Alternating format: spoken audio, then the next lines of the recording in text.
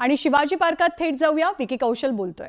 की चार भिंतीत नाचली, मोकळ्या हाती जाईल कशी, बायको मात्र वाचली।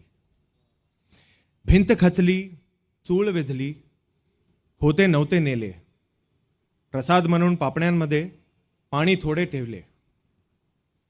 कार भाडणीला घेऊन संगे, सर आता लढतो आहे, पडकी भिंत बांधतो आहे, चिकलगाल खाडतो आहे। खिशाकडे हात जाताच हसत हसत उठला, पैसे नको सर, जरा एकटपणा वाटलं। मोडून पडला संसार तरी मोडला नाही कणा, पाठीवरती हात ठेवून नुसते लढ म्हणा, नुसते लढ म्हणा। धन्यवाद।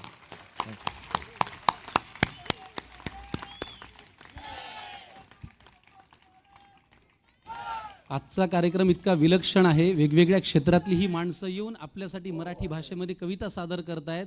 कोणी अमराठी आहे, कोणी मराठी भाषेमध्ये काम करत नाही, कोणी मराठी भाषा गौरव दिनाच्या निमित्तानं राज ठाकरेंच्या मनसेच्या वतीनं पुस्तक प्रदर्शनाचं आयोजन करण्यात आलेलं आहे आणि सोबतच कवितांची मैफल सुद्धा रंगली।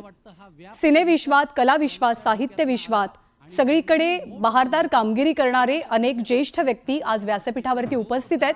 त्यांच्या मनातली कविता, त्यांना भावणारी कविता त्यांनी कार्यक्रमात सादर केली। नुकतीच छावा सिनेमामध्ये छत्रपती संभाजीराजेंची भूमिका करणाऱ्या विकी कौशलनं कणा ही कविता सादर करत उपस्थितांची मनं जिंकली आहेत।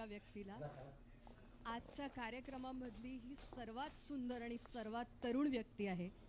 या व्यक्तीची वेगळी ओळख करून द्यायची। तर या कार्यक्रमावरती आपली नजर असेलच, अन्य काही कविता सुद्धा आपण या कार्यक्रमातल्या ऐकणारच आहोत, पण तुर्तास आपण जाऊया माझा सहकारी विशालकडे पुढच्या बुलेटिनसाठी।